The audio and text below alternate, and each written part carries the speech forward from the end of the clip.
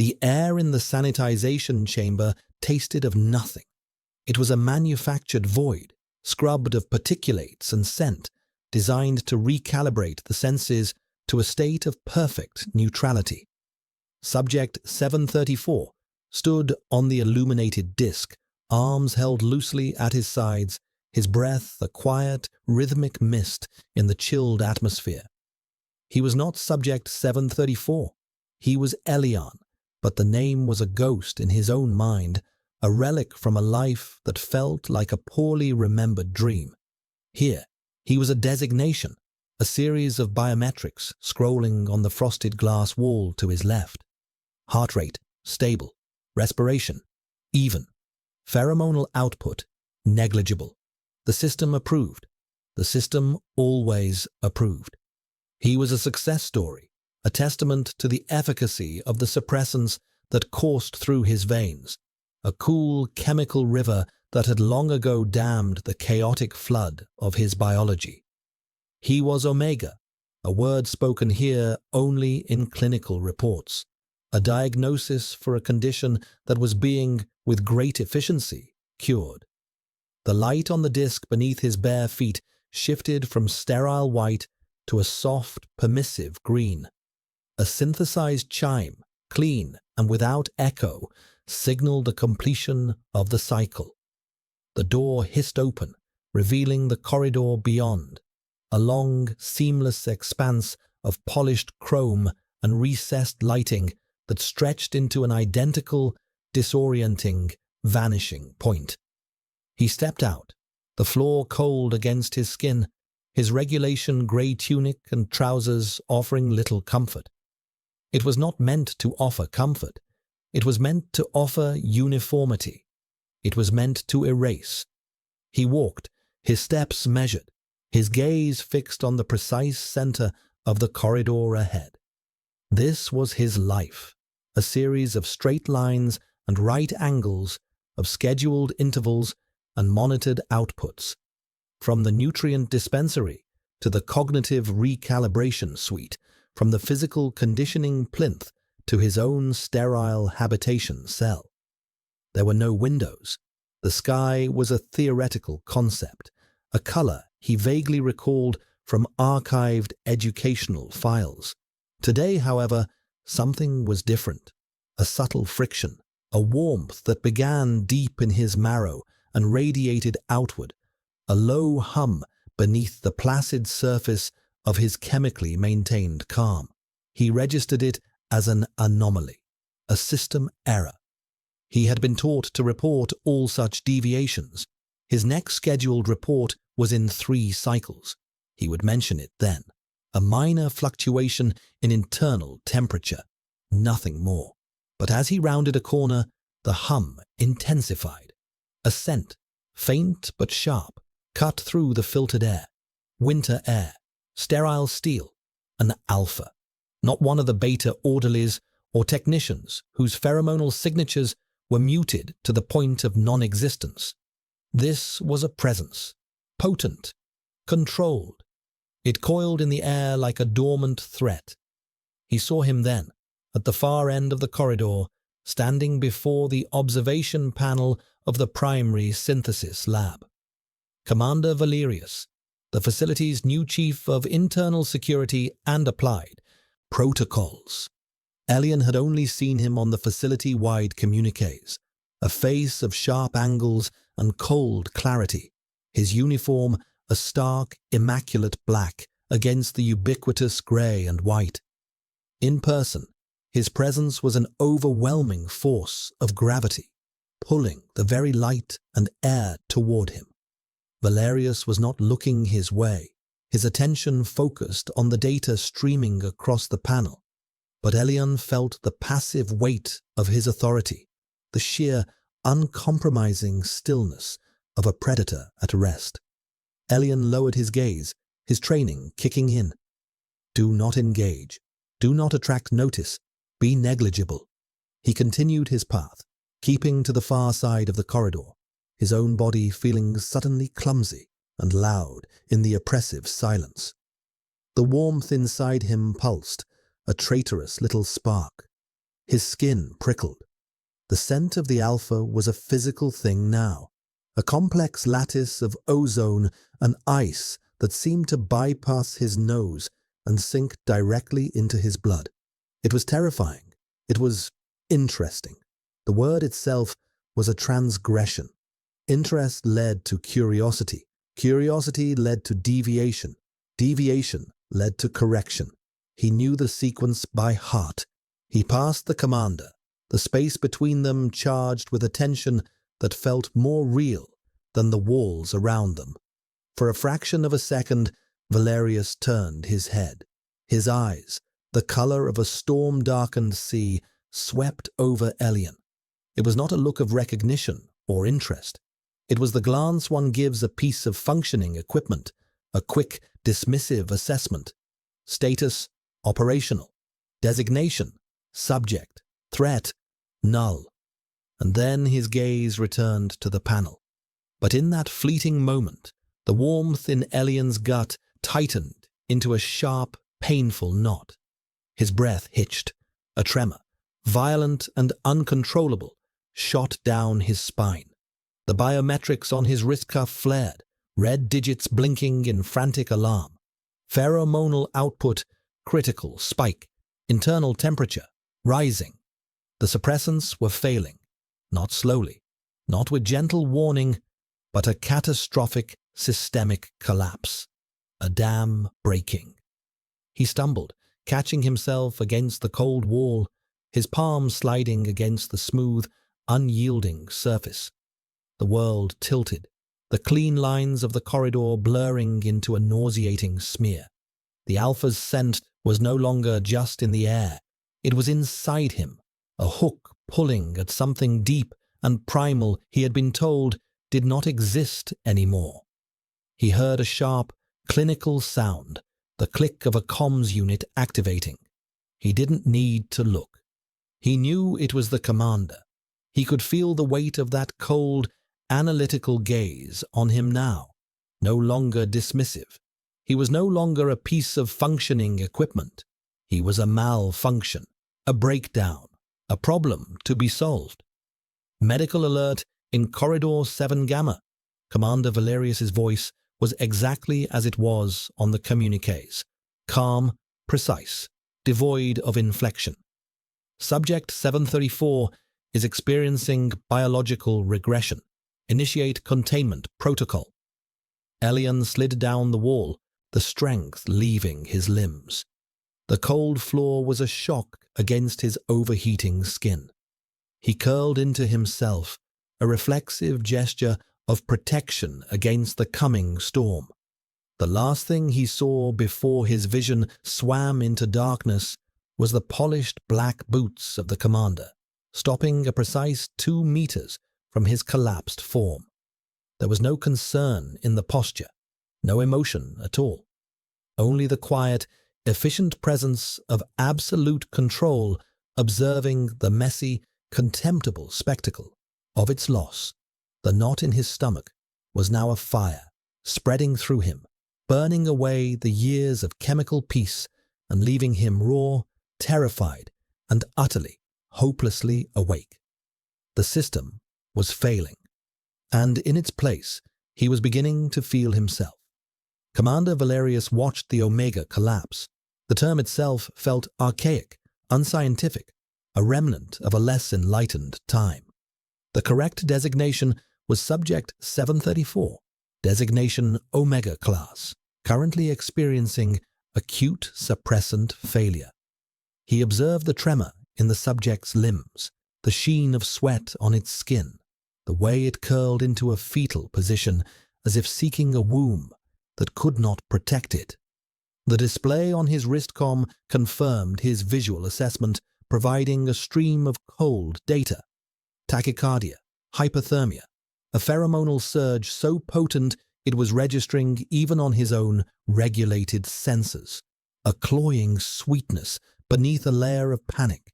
It was, he thought with detached precision, disgusting, a biological liability, the very essence of the chaos the Grand Order had worked for generations to quell.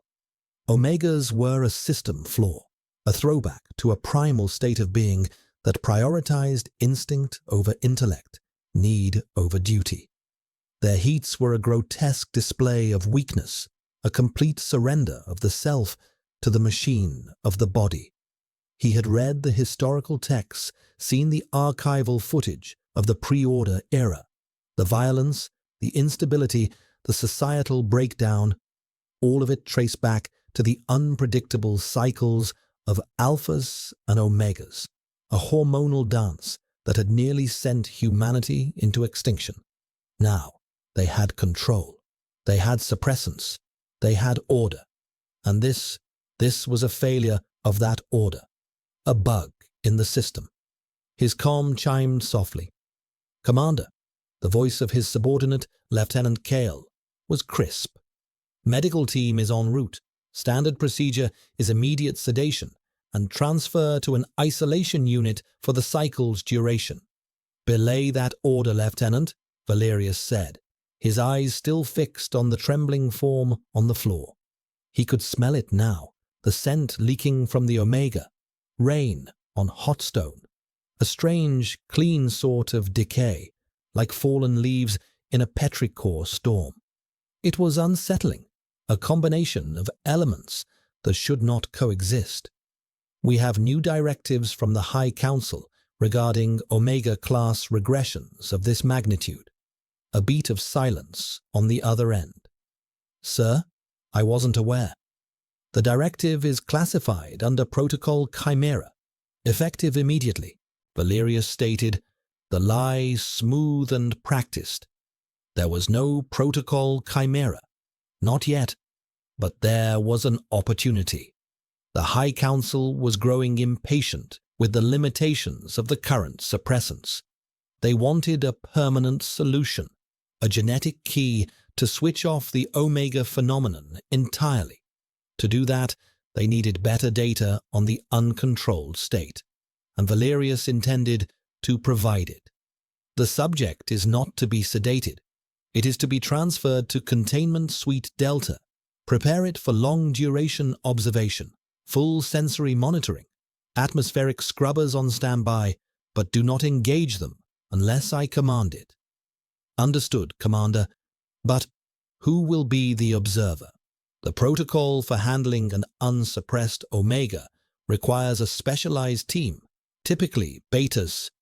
"I will be the observer," Valerius cut in, the words tasting like metal in his mouth.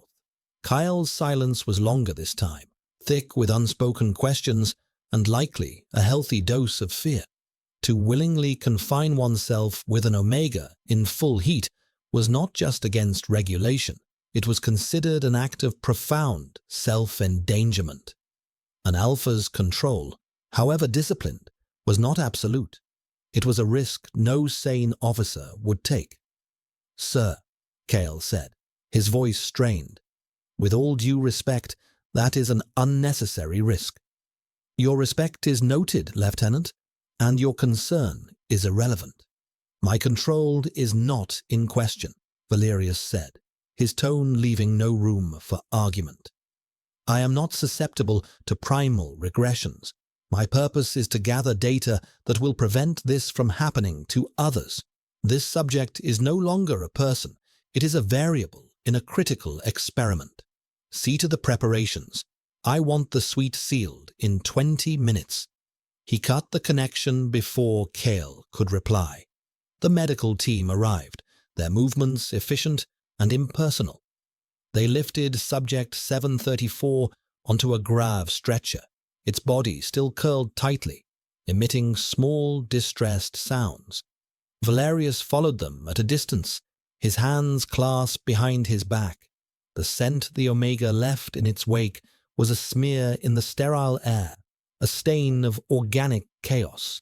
It tugged at something vestigial within him, a low thrum of instinct he immediately identified and suppressed. It was a simple biological response. An alpha reacting to an omega, a predator's senses being piqued by prey. It meant nothing. It was a flaw in his own design, one that his discipline and training had rendered inert. Containment Suite Delta was different from the other cells. It was larger, its walls a soft, matte grey that absorbed light, a single cot, a recessed sanitation unit, and a wall of mirrored obsidian glass. Behind that glass was the observation room, but for this protocol, the observer would be on the inside, a test of the subject and a test of the observer. Valerius watched as they placed the Omega on the cot and efficiently stripped it of its tunic and trousers, leaving it in the thin undergarments. They attached new, biometric sensors to its skin, their touch brisk and clinical. The subject, Elian, he recalled from the file, did not stir. It was lost in the fever. Valerius stepped into the suite. "Leave us," he commanded. The medical team exited without a word, their relief palpable. The heavy door slid shut with a solid, definitive thud, followed by the hiss and clank of magnetic locks engaging. The air inside was already thick with the Omega's scent, warm and humid and strangely sweet. A red light blinked into existence above the door. Containment seal engaged. Duration, cycle estimate. 72 hours. He was locked in. He turned his attention to the Omega on the cot. Its skin was flushed, its breathing shallow and rapid. It was a pathetic sight, a body betraying its own mind. He was not an asset. He was not an experiment. He was a failure. Valerius felt a cold, sharp disgust rise within him. For the Omega, for its weakness, for the part of himself that was biologically coded to respond to it. He would master this. He would observe, record, and remain untouched. He would prove that intellect could triumph over instinct. He was Commander Valerius. He was in control. The Omega on the cot whimpered, a soft, broken sound, and the scent in the room intensified, a desperate plea broadcast on a frequency he had trained his entire life to ignore. The world was a slurry of heat and fear. Elian drifted in and out of a state that was not quite consciousness, a fever dream painted in the sterile grey of the containment suite. Sensations came in waves, overwhelming and disjointed. The rough texture of the cot's blanket against his feverish skin, the cool, recycled air that did nothing to soothe the fire licking at his insides, the oppressive silence broken only by the frantic beat of his own heart and the sound of his ragged breaths, and the scent, another scent, not his own, which was a suffocating cloud of sweet panic and need, a scent of shame, but the other one, cold and sharp, steel and winter. It was an anchor in the swirling chaos of his senses, a fixed point of terrifying clarity. The Alpha. He was here, in the room. The realization was not a thought, but a jolt of pure, instinctual terror that shot through his body, making him arch his back. A choked gasp escaped his lips. He forced his heavy eyelids open. The room was dimly lit, the light source hidden, creating a space of soft shadows and undefined edges. And in the far corner, a figure stood, perfectly still, a silhouette of black against the grey. Commander Valerius. He was watching. Elian's mind, fractured by the fever, struggled to process the situation. Why wasn't he in a medical isolation tank, pumped full of sedatives, until this biological horror passed? Why was the commander, the embodiment of the system's cold authority, here with him? The question was a spark of lucidity in the fog, and it brought with it a fresh wave of shame. To be seen like this, to be reduced to this primal state, this collection of needs and weaknesses in front of the one person who represented everything he was supposed to have overcome. His conditioning screamed at him. He was a defect, a failure, a disgusting spectacle. He tried to pull the blanket higher, to hide himself, but his limbs were heavy and uncooperative. The effort sent a fresh wave of heat through him, and the scent of his own distress thickened the air. He could feel it pouring off him, a tangible thing. He squeezed his eyes shut, a low moan caught in his throat. He remembered the lessons from the conditioning center, the images they had shown him.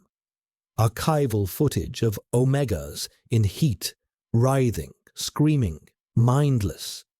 They were presented as cautionary tales, biological parables of the loss of self, and now he was one of them. The alpha in the corner had not moved. His stillness was more unnerving than any action could have been. It was the stillness of a scientist observing a specimen, a predator waiting for its prey to exhaust itself. Elian could feel the weight of his gaze like a physical pressure on his skin. It was a gaze that stripped him down to his biology, that saw not Elian, but only the Omega. A wave of cramps seized his abdomen, fierce and biting. He cried out, curling into a tight ball, his fists clenched against the pain.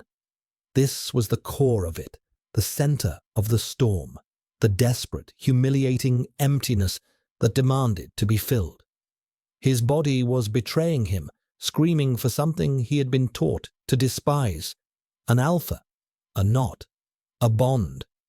The concepts were clinical and obscene in the sterile language of his education, but here, in the furnace of his body, they were a raw, undeniable ache.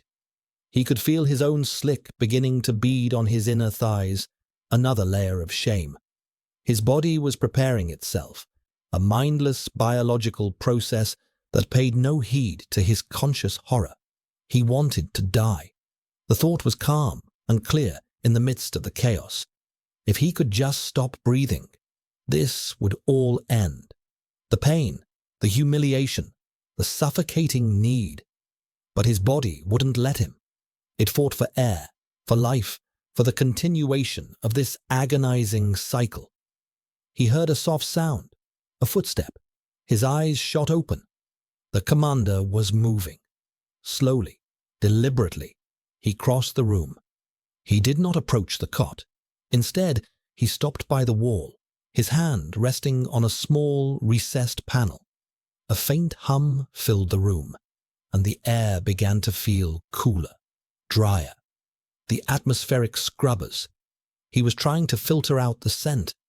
Elian felt a strange, contradictory pang, relief, sharp and profound, and something else, a hollow sense of rejection. His scent was so offensive, so disgusting, that the alpha could not bear to breathe the same air. Of course it was. Why had he expected anything else? The commander stood by the panel for a long moment, his back to Elian, the broad, unyielding line of his shoulders, the stark black of his uniform. He was a wall, a fortress of control. Then, with another soft click, the humming stopped. The air returned to its previous state, thick and warm and saturated with Elian's scent.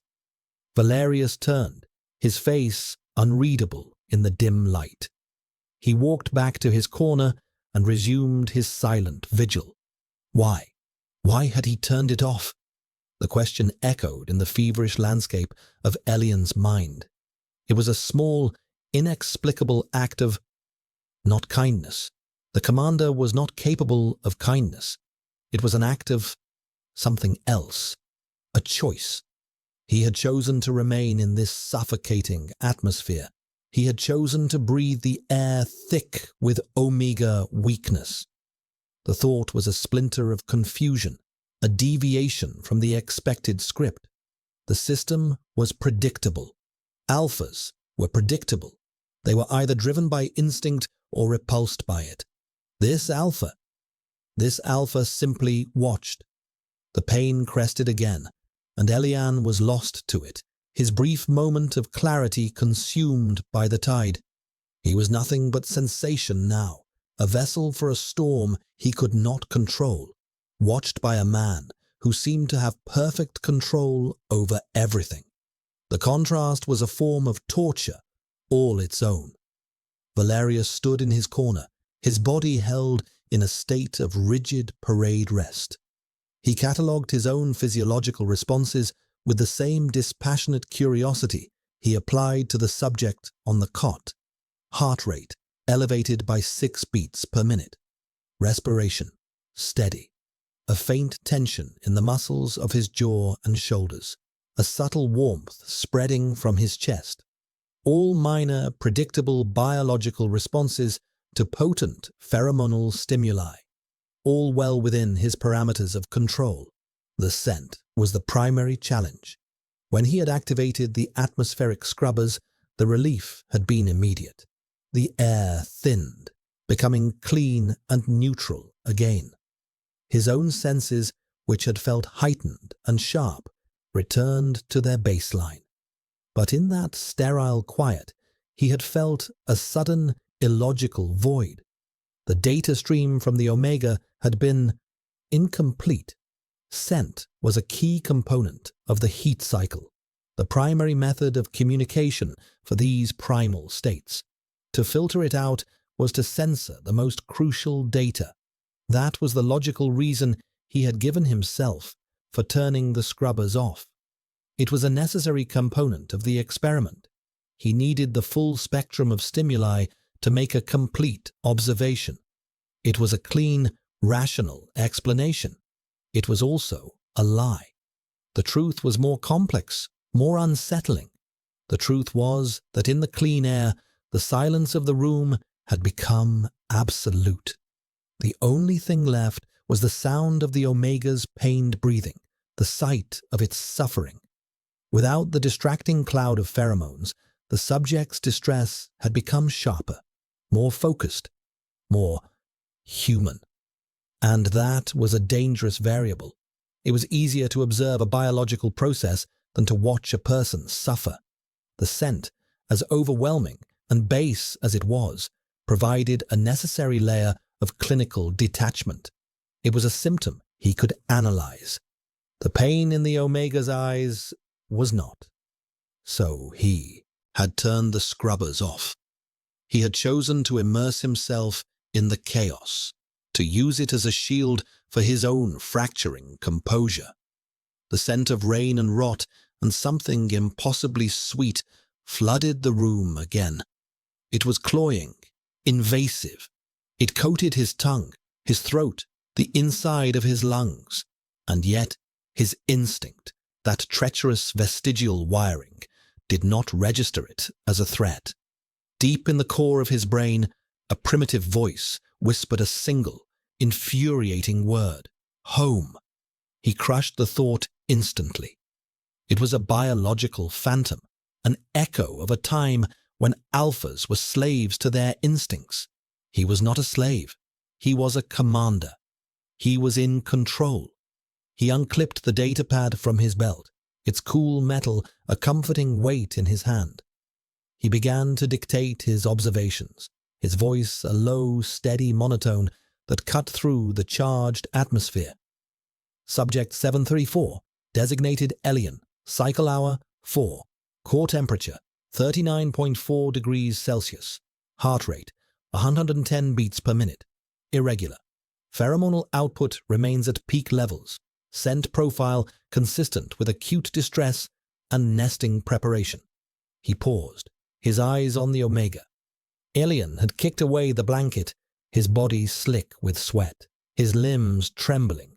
He was muttering now, incoherent words, fragments of memory or fever dream. Subject is exhibiting signs of psychological distress. Auditory hallucinations and delirium are likely. Physical discomfort is evident, localized in the lower abdomen, consistent with uterine cramping. His clinical words felt hollow, a flimsy barrier against the raw reality of the situation. He was describing a storm from the shore, pretending the rising tide wasn't already at his feet. The Omega cried out again, a sharp, broken sound that was pure misery. It was not a sound of arousal or invitation. It was the sound of an animal caught in a trap, and the alpha inside Valerius, the beast he kept so perfectly caged, stirred in its sleep. It did not want to claim. It did not want to rut. It wanted to soothe. It wanted to quiet that sound. A low growl rumbled in his chest, so deep he barely felt it. It was involuntary, a primal response to the distress of— He cut the thought off. The distress of the subject, not a packmate, not something to be protected, a subject. He forced his attention back to the datapad. No nesting behavior observed as of yet. Subject remains isolated on the provided cot. No attempts at communication, coherent or otherwise. A lie. Every pained whimper, every shift of the Omega's body was a communication. Every molecule of scent was a sentence, a paragraph, a chapter in a story of agony he was forcing himself to read. The Omega pushed itself up, its movements clumsy. It crawled to the edge of the cot, its fever-bright eyes scanning the room with a wild, unfocused panic. Its gaze landed on him. For a moment, there was a flicker of something like recognition, a brief clearing in the fog. "Please," the Omega whispered, its voice raspy, broken. "Make it stop." The words were a direct hit, bypassing all his defenses. A simple, human plea. It was a catastrophic failure of the protocol. The subject was not supposed to be coherent. It was not supposed to appeal to him. It was supposed to be a collection of symptoms, a biological event to be recorded. Valerius stood frozen, his carefully constructed detachment shattering like glass. He was not an observer. He was a witness and a participant. The Omega's desperate gaze held him, and in that moment he felt the full, crushing weight of his own calculated cruelty. He had engineered this. This suffering was his experiment. He had justified it with the cold logic of the greater good, the pursuit of a permanent cure. But looking at the Omega now, at Elian, he saw only the cost. The data he was collecting was written in lines of pain on the subject's face. He lowered the datapad, the pretense of clinical observation falling away. He was just a man in a room with another man who was in agony, an alpha in a room with an Omega. And the Omega had asked for help. The silence stretched, thick and heavy. The only sounds were Elian's ragged breathing and the frantic, traitorous thumping of Valerius's own heart. He had to do something, but every protocol, every line of his training screamed at him to do nothing, to maintain distance, to observe, to control. His body, however, had other ideas. He took a single, involuntary step forward. Elian saw the step. In the swirling vortex of his delirium, that single, deliberate movement was a moment of terrifying focus. The alpha was coming closer. The predator was finally making its move. A fresh spike of adrenaline, cold and sharp, cut through the heat. He scrambled backward on the cot, his limbs shaking until his back hit the cold, unyielding wall. There was nowhere else to go. "Stay back," he managed to gasp, the words tearing at his raw throat. It was a pathetic attempt at defiance, the squeak of a mouse before the hawk. The commander stopped. He stood in the center of the small room, his large frame seeming to suck all the air and light toward him. His face was in shadow, unreadable, but Elian could feel the intensity of his gaze. It wasn't hungry or aggressive, not in the way the training archives had shown. It was something else, something heavy, complicated. "I am not going to harm you," Valerius said. His voice was low, steady, but it had lost some of its clinical edge. There was a new texture to it, a roughness, like stone grating on stone. The sound vibrated through Elian, settling deep in his bones. It was a voice designed for command, for order, but right now it was just a voice, a human voice in the suffocating quiet. Elian didn't believe him. He couldn't. He had been taught what alphas were, what they did to omegas who were weak, who were open, who were in heat. They were a force of nature, a biological imperative that took and claimed and marked. The system, for all its cruelty, was designed to protect omegas from that and from themselves. Valerius took another slow step. He stopped beside the cot, looming over Elian. Elian flinched, pressing himself harder against the wall, making himself as small as possible.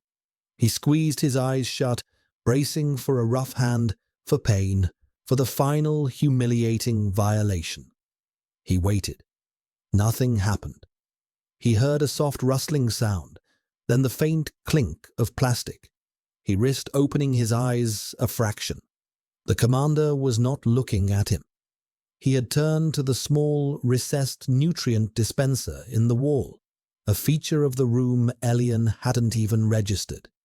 He was retrieving a bulb of water.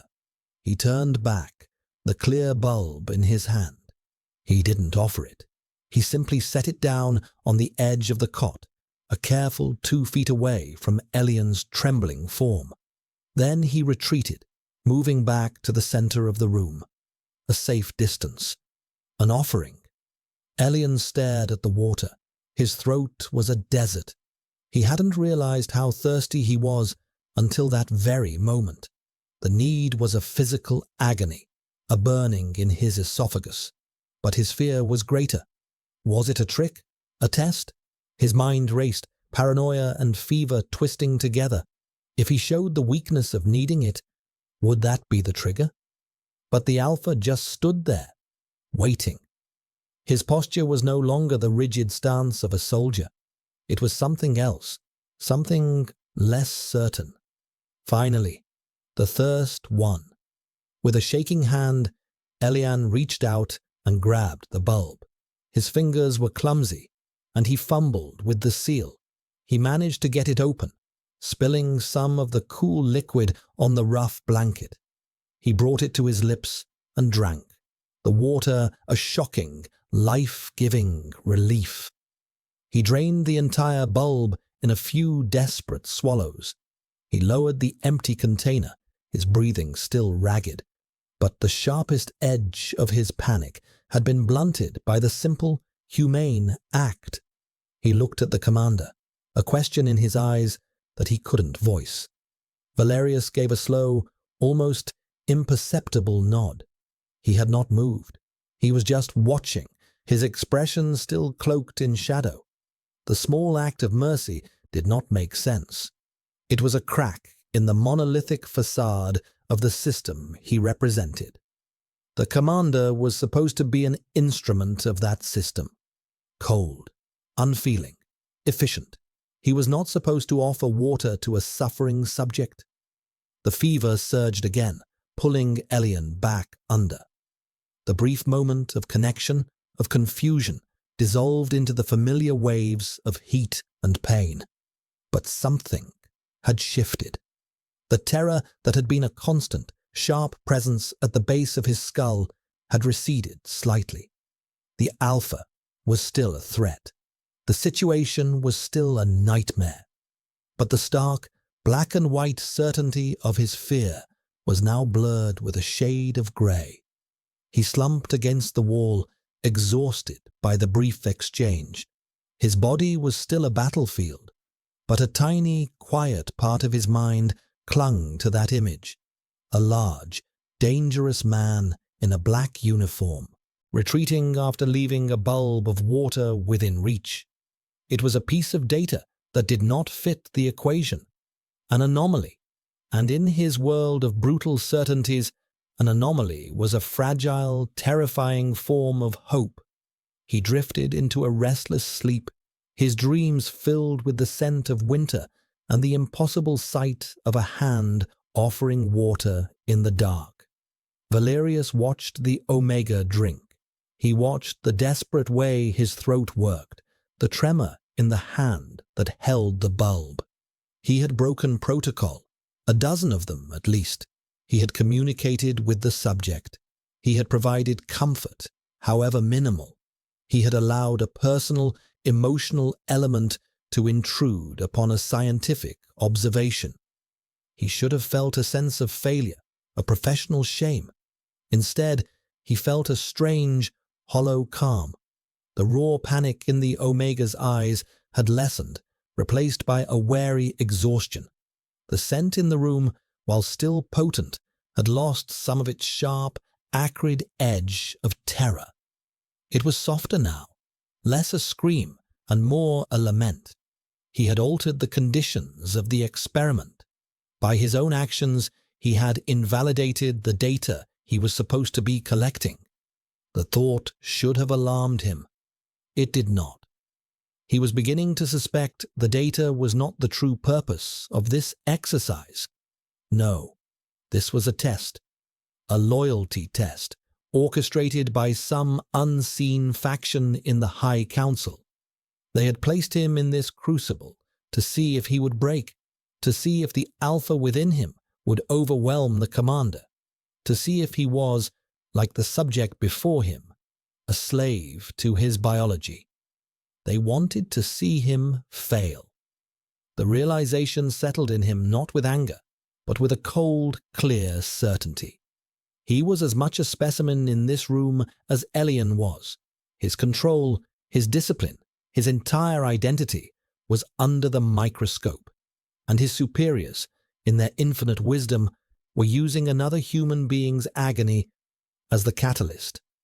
The disgust he had felt earlier for the Omega's weakness was gone, replaced by a slow-burning contempt for the system he served, a system that would devise such a cruel, elaborate test, a system that saw people as variables. He was not a variable. He was not an experiment. He was a commander, and his duty was to his mission. But what was the mission now? To collect data for his cynical superiors, or to survive this test with his principles and his subject intact? The Omega, Elian, had fallen into a fitful sleep, his body still twitching with the occasional tremor, his breathing still too rapid. His face, in the dim light, looked impossibly young, scrubbed of the hardened, neutral expression he wore in the facility's corridors. In sleep, he was just a boy, trapped in a body that had become a prison. Valerius walked over to the cot. He stood over Elian, looking down at the flush on his cheeks, the faint, dark circles under his eyes. He saw the faint, silvery lines of old scars on the inside of one wrist, where restraints must have chafed the skin raw during some past correctional procedure. The sight sent a sharp, unfamiliar pang through his chest. It felt like anger. It felt like protectiveness. He reached out, his hand hesitating in the air above Elian's forehead. A simple gesture, to check his temperature, a medical necessity, a logical action. But he knew it was more than that. It would be the first time he had initiated physical contact. It would be crossing a line from which there was no return. His training, his conditioning, his every instinct for self-preservation screamed at him to pull back, to maintain distance, to remain the observer. He ignored it. Slowly, he lowered his hand and rested the back of his fingers against Elian's forehead. The skin was burning hot, but it was the texture that arrested him. It was soft, alive. It was just skin, not the abstract concept of a subject's epidermis, but the living tissue of another being. At his touch, Elian flinched violently in his sleep. His eyes shot open, wide and unfocused with fever. He didn't seem to see Valerius, only a looming threat. A low, terrified keen escaped his lips, and his entire body was seized by a violent, convulsive tremor. The cot shook with the force of it. Valerius reacted without thinking.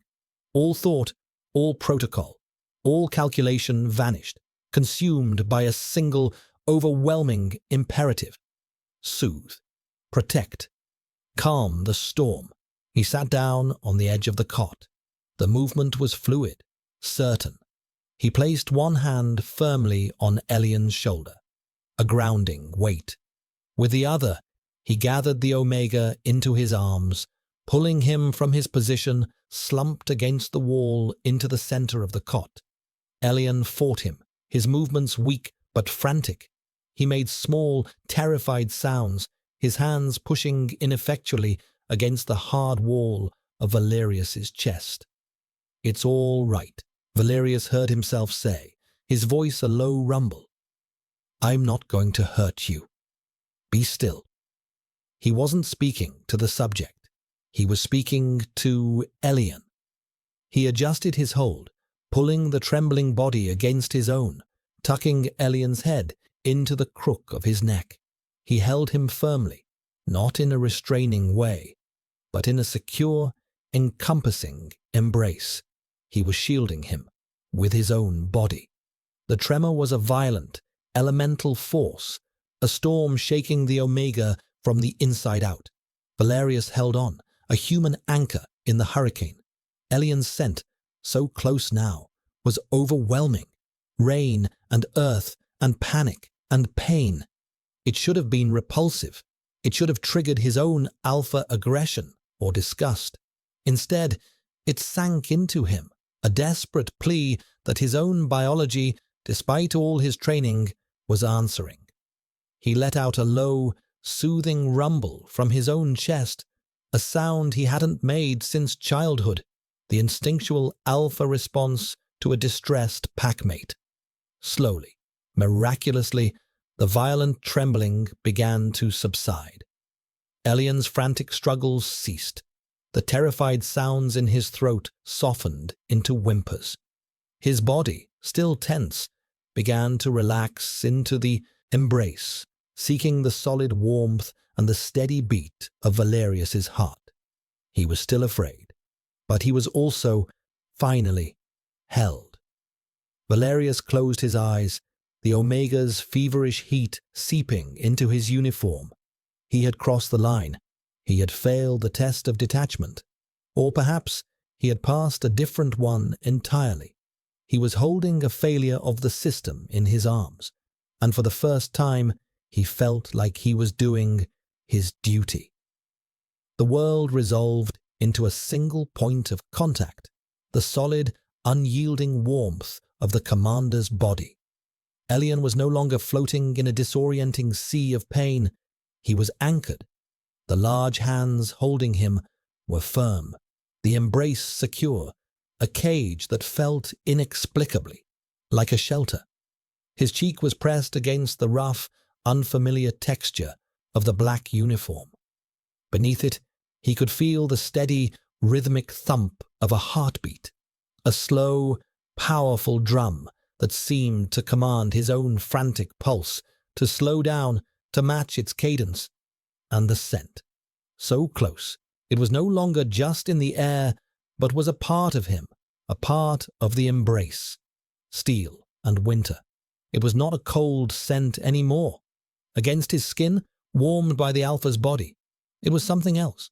It was the smell of clean snow, of mountain air, of deep, quiet strength. It was the scent of safety. His mind, still clouded with fever, couldn't reconcile the contradiction. This man was the system. This man was his jailer, his observer. This man was an alpha, the source of a terror so deeply ingrained it was part of his cellular memory. And yet, this man was holding him through the worst of the storm, his presence a shield against the chaos. The violent tremors racking his body eased, softening into a low-grade shiver. The sharp, biting cramps in his gut began to unclench. He was still in pain, still burning with fever, but the raw, screaming panic had been muted, muffled by the sheer, overwhelming presence of the man holding him. He should be fighting. He should be trying to get away. But his body, in its primal wisdom, knew better. It recognized the deep, soothing rumble in the alpha's chest for what it was, a promise of protection. It recognized the strength in the arms around him, not as a threat, but as a bulwark. He sagged against the commander, his energy spent, a wave of profound exhaustion washing over him. He was too tired to be afraid anymore. He was too tired to feel the shame. All he could feel was the heat of his own fever and the steady, grounding warmth of the body holding his. He felt a hand move, large and gentle, stroking down his back in a slow, calming motion. The touch was hesitant at first, then more certain. It was not clinical. It was not sexual. It was comforting. The simple, unadorned gesture of one living being soothing another. A single hot tear escaped his closed eye and traced a path through the grime and sweat on his cheek. It was not a tear of sadness or fear. It was a tear of sheer, unadulterated confusion. Nothing in his life, nothing in his conditioning had prepared him for this. He had been taught that his heat was a sickness, a monstrous thing to be hidden and endured alone in a sterile room. He had been taught that alphas were a danger, their instincts a threat to his very selfhood. He had been taught that comfort was a weakness and touch was a transaction. All of it was a lie. Or if not a lie, then an incomplete truth. Because here, in the heart of his sickness, in the arms of the ultimate danger, he was experiencing a profound and terrifying comfort. The alpha shifted, adjusting his hold to better support Elian's weight. He leaned back against the wall, pulling Elian more fully onto his lap, cradling him like something precious. The movement should have been alarming, a prelude to something worse. But it felt right, natural, as if this was where he was supposed to be. Elian buried his face deeper into the commander's chest, inhaling the scent that was now inextricably linked with this strange, new feeling of security. He was nesting, not with blankets and pillows in a hidden corner, but against the body of the alpha. His instincts, which had been screaming in terror and pain just moments before, were now quiet, purring, with a low, deep contentment. This was the peak, the climax of his heat, the moment of greatest vulnerability and need. And he was not alone. He was being held. He was being protected. He wasn't sure when he fell asleep, but he drifted off, not into the feverish, nightmare-haunted state from before, but into a deep, dreamless void. The last thing he was aware of was the steady beat of the commander's heart against his ear, a lullaby in the language of a body he was only just beginning to understand. He was not a subject. He was not a designation. In this moment, held in the arms of his sworn enemy, he was just Elian. And for the first time in a very long time, he felt safe. Valerius did not know how long he sat there, leaning against the cold wall, the Omega, a feverish weight in his arms. Hours, perhaps. Time had lost its clinical precision, dissolving into a long, sustained moment. The red light above the door pulsed with a slow, hypnotic rhythm, the only indication that the world outside this room still operated on a schedule. He should have moved. He should have placed the Omega back on the cot and retreated to his corner. He should have recorded the event in his datapad. Subject experienced acute neurophysical distress. Physical intervention was required to prevent self-injury. Subject responded to tactile calming techniques. He could phrase it in the cold, detached language of a report. He could frame it as a necessary, logical action. But it would be a lie. This was not a tactile, calming technique. This was an embrace. He had not intervened to prevent self-injury. He had intervened because he could not bear to witness the Omega's suffering. He had acted not as a commander, but as an alpha. The realization did not fill him with the horror it should have. Instead, there was a quiet, profound sense of acceptance. He had been tested, and he had chosen a side. It was not the side of the High Council or the Grand Order. It was the side of the suffering man in his arms. Elian's breathing had deepened, evening out into the slow, rhythmic cadence of true sleep. The fever had not broken, but the desperate, frantic energy had dissipated, leaving behind a deep, healing stillness. His body was limp and heavy, all tension gone, a silent testament of trust that Valerius had done nothing to earn and everything to betray. He looked down at the head resting on his chest. The Omega's hair was damp with sweat, dark strands clinging to his pale forehead. In sleep, his face was unguarded, the lines of fear and pain smoothed away. Valerius could see the faint dusting of freckles across the bridge of his nose, a small human detail that felt like a revelation. This was the face of the enemy, the biological flaw, the chaos that must be controlled. He felt nothing of the revulsion his conditioning demanded. He felt only a vast, aching tenderness. He thought of the file he had read. Subject 734, Elian, presented as Omega at age 14, transferred from a provincial sector to the central conditioning facility, scored high on cognitive and compliance tests, a model subject, a success story. The file was a litany of clinical observations, a life reduced to data points. It contained nothing of the boy who had been stolen from his family, stripped of his name, and taught to hate the very essence of his own being. Valerius had read hundreds of such files. They were case studies, not tragedies. Until now. Now the tragedy had a face. It had a name. And it was sleeping in his arms. His own scent had changed. He was aware of it, a subtle shift in his own pheromones.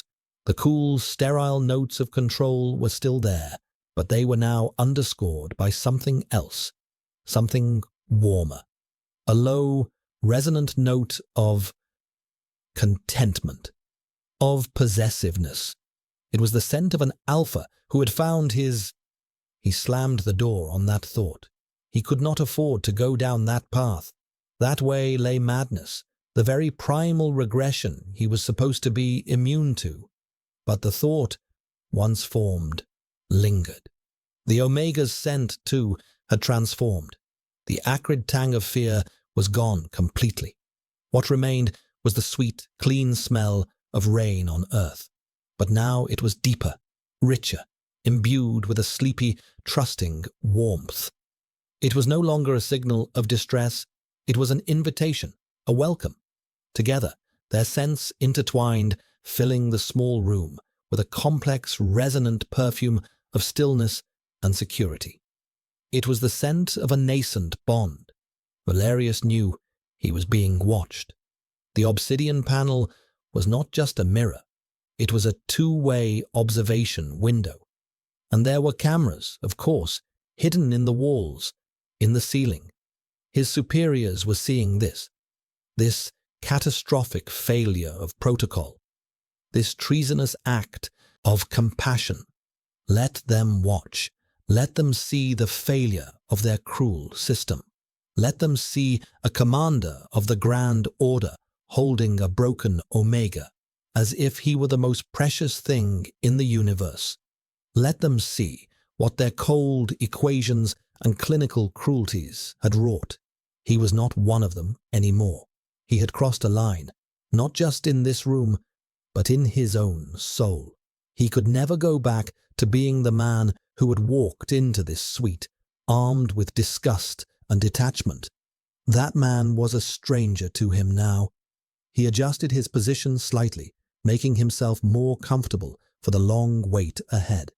Elian stirred, a soft murmur in his sleep, and nestled closer, his hand coming to rest on Valerius's chest, right over his heart.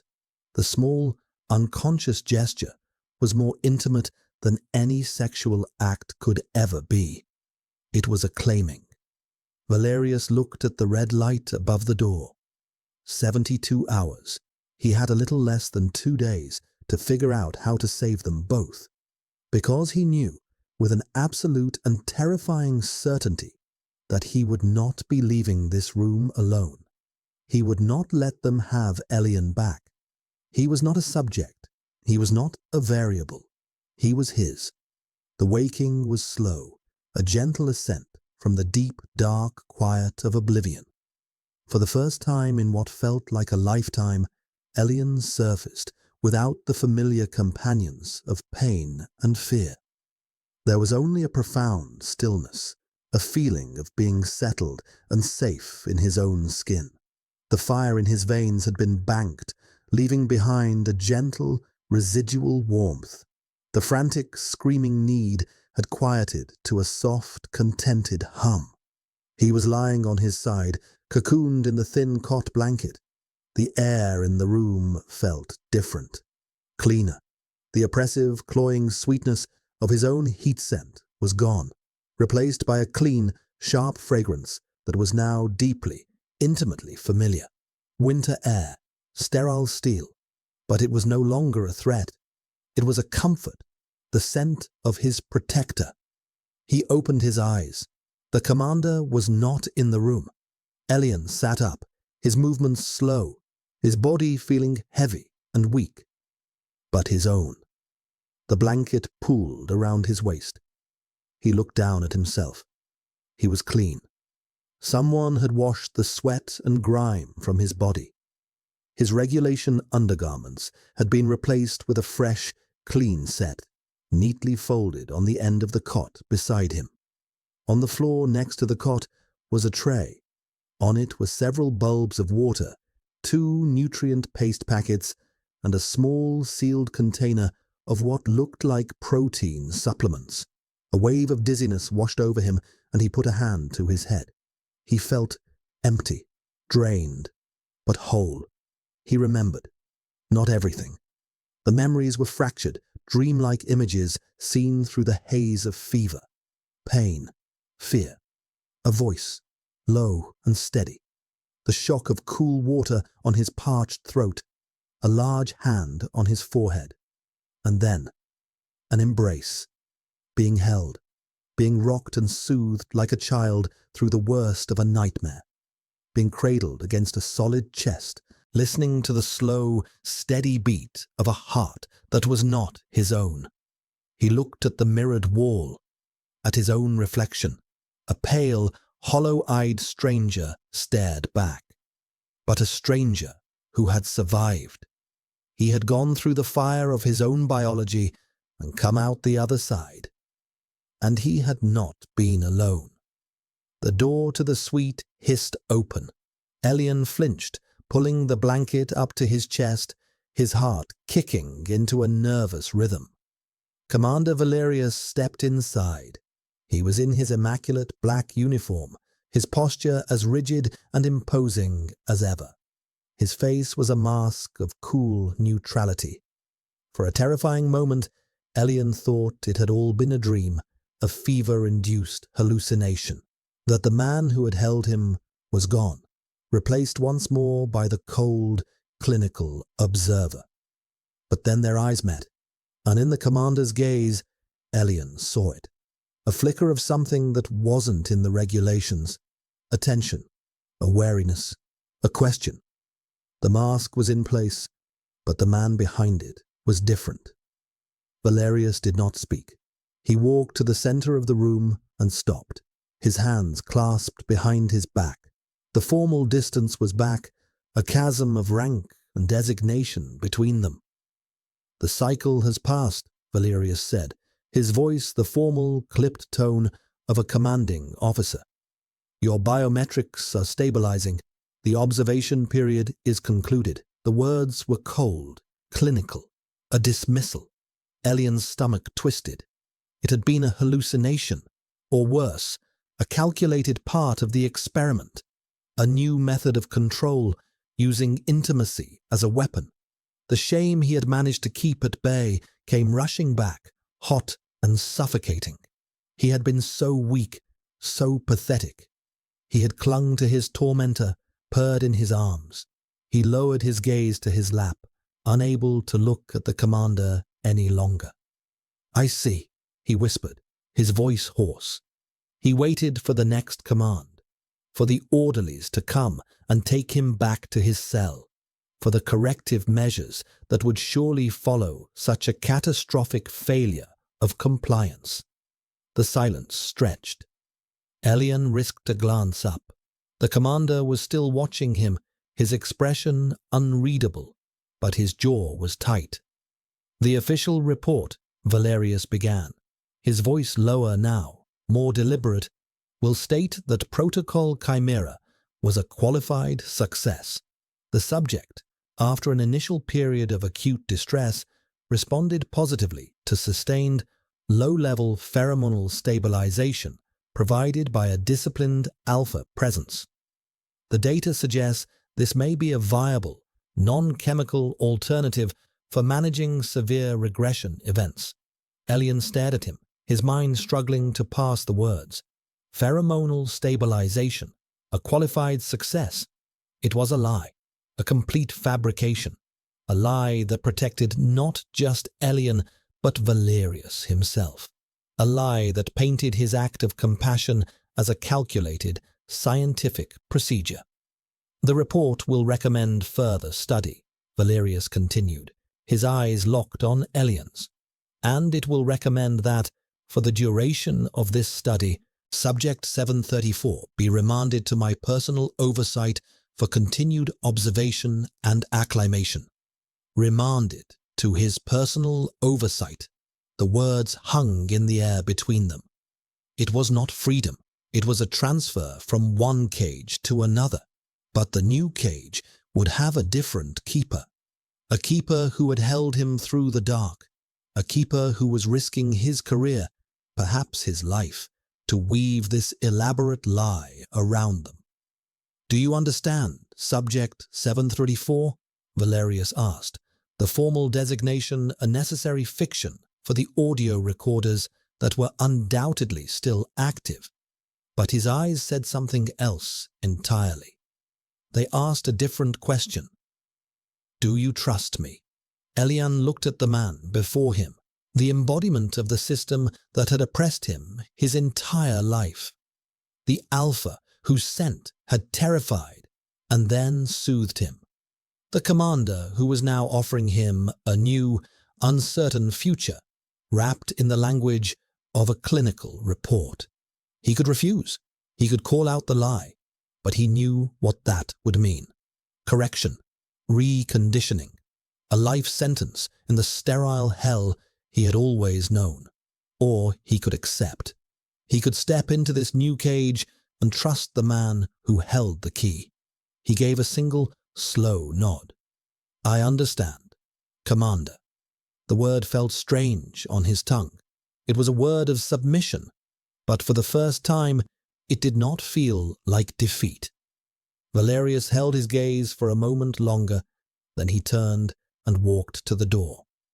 "The orderlies will be here shortly to escort you to your new quarters." He paused at the doorway, his back to Elian. "The new quarters have a window." He said it so quietly, Elian wasn't sure if he had heard it right. Then, without another word, he was gone. A window. Elian sat on the cot, the thin blanket clutched in his fists, and let the words sink in. A window. A small, square portal to a world he had been denied for a decade. It was not freedom, but it was a beginning. It was a sliver of sky, and in this world of grey walls and recycled air, a sliver of sky was everything. The new quarters were not a cell. The distinction was subtle, but profound. The walls were the same matte grey, the floor the same polished composite, but the room was fractionally larger, the lighting softer, less clinical. The cot had been replaced by a proper bed frame with a mattress that had a discernible give.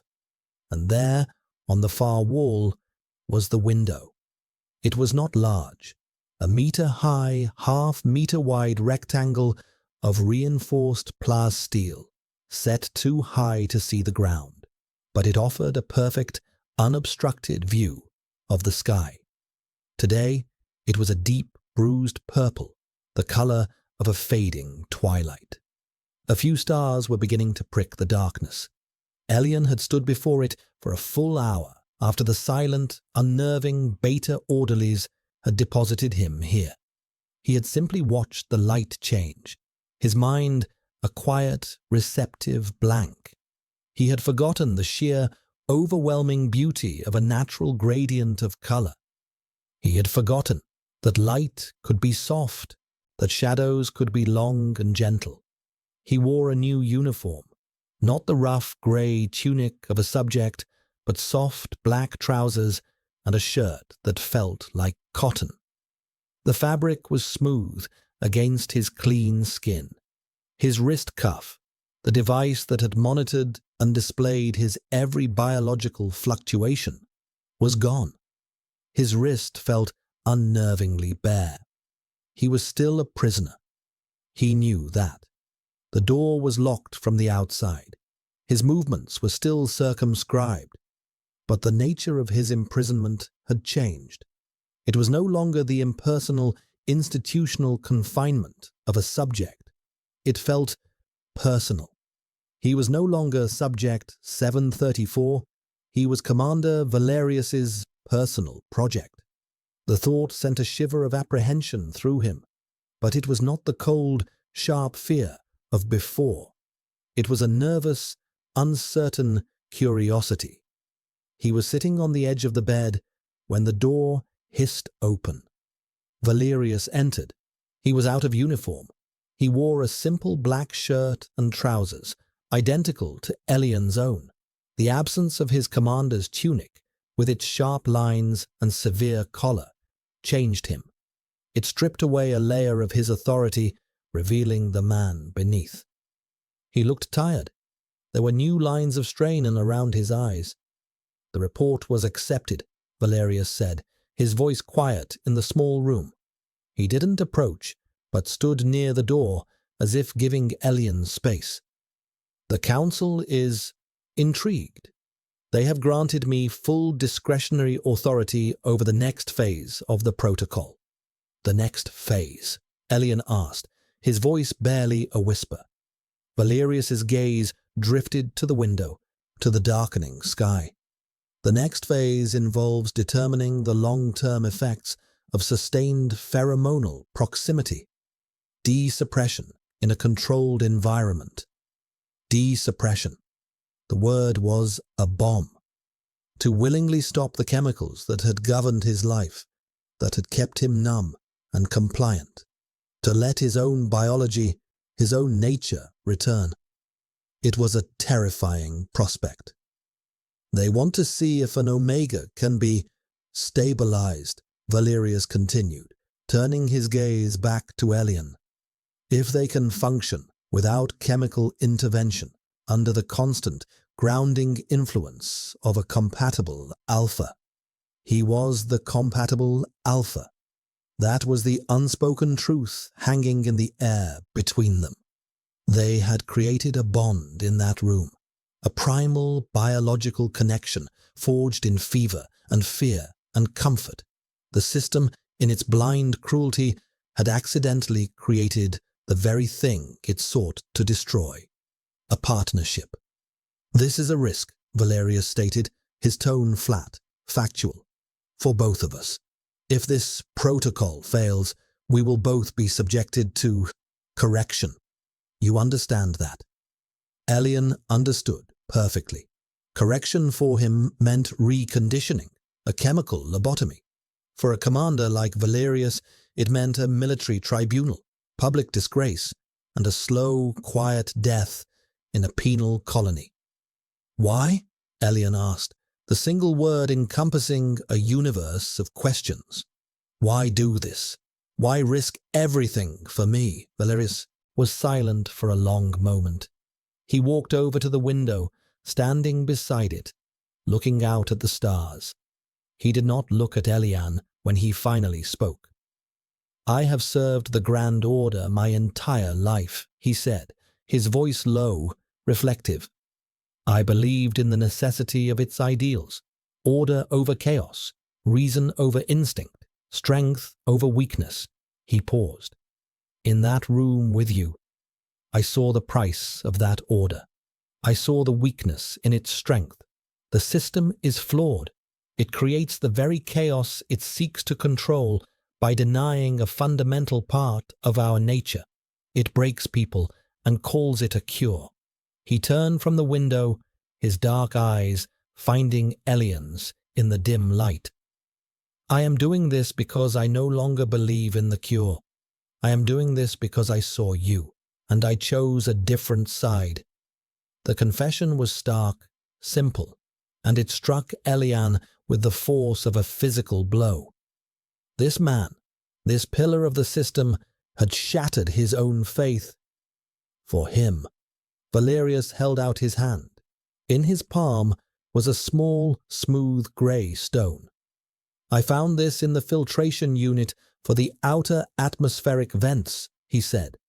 "It must have been lodged there for years. It's from the outside." Elian looked at the stone, then back at Valerius's face. The commander, the alpha, the man who had seen the worst of him and had not turned away. The man who was now offering him a piece of the real world. Slowly, hesitantly, Elian reached out and took the stone. It was cool and solid in his hand, its surface worn smooth by time and wind. It was the first truly natural thing he had touched in 10 years. He closed his fingers around it, the simple, profound reality of it, a grounding weight. He was not a subject. He was not an experiment. He was Elian, and he was not alone anymore. He looked up at Valerius, and for the first time, he did not see a commander or an alpha. He saw a partner, an ally, his ally. He gave a small, uncertain smile. Valerius's stern expression softened, the corners of his mouth lifting in a faint, answering curve. It was not a solution. It was not freedom. It was just a beginning. 2 men in a locked room with a sliver of sky and a single, smooth stone, standing in quiet rebellion against the world that had made them, and the world they were now determined to unmake. Together. The fight was not over. The fight had just begun.